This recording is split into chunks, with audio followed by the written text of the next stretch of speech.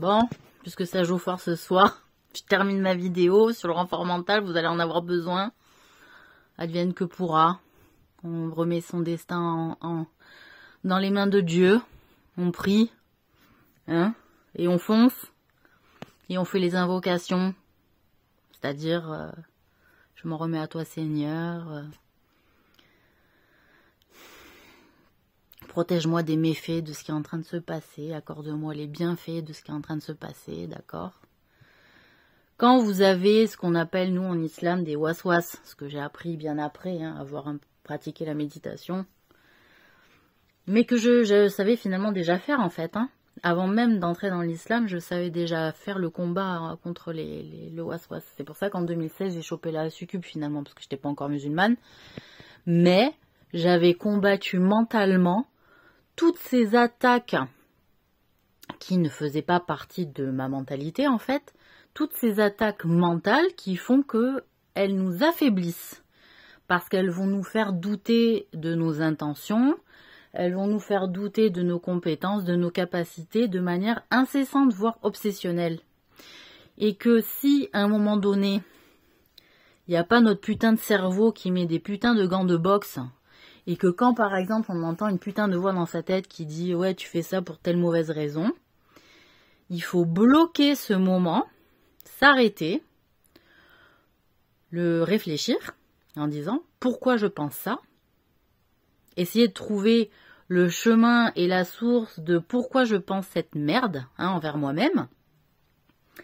Et, alors qu'elle vienne de soi, ou d'un autre connard qui est en tuba dans notre putain de tête, ou que ça vienne d'un démon, d'accord, ou d'un djinn, à un moment donné, peu importe ce que c'est, il faut, pour boxer cette mauvaise pensée, en trouver le chemin et trouver la source, et aussi trouver l'argument en soi-même qui va prouver, qui va expliquer pourquoi on a fait telle chose, ou qu'on a dit telle chose, ou qu'on a réagi de telle façon, qui va expliquer un sens différent de ce qu'on voudrait nous faire croire pour nous affaiblir.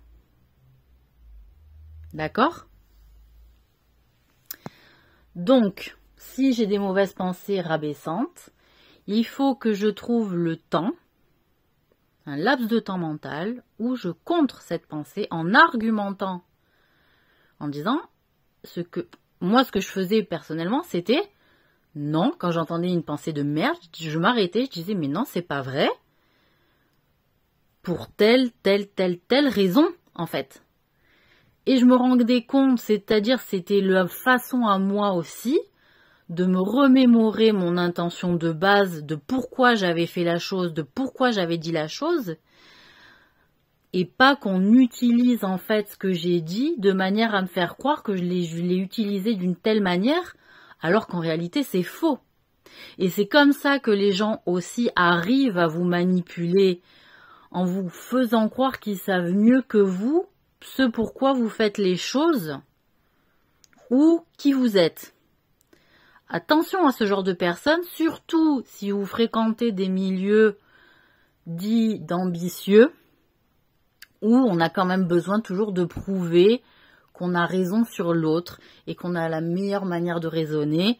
Parce qu'alors là, les guerres d'ego, attention, hein, je sais que ça se fout quand même pas mal allègrement de tout ce qui est spiritualité, peut-être réservant, si vous êtes dans un milieu machiste, réservant ce délire-là pour les femmes.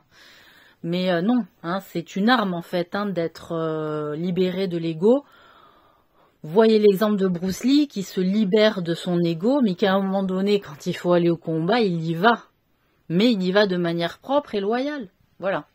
Donc c'est en réalité ça, et qui fait que plus on a l'esprit libéré des emprises et des enclaves, de l'ego, et ben on a l'esprit plus propre, qui fait qu'on sera plus préparé, un esprit mieux affûté et plus rapide aussi pour se battre, tout simplement.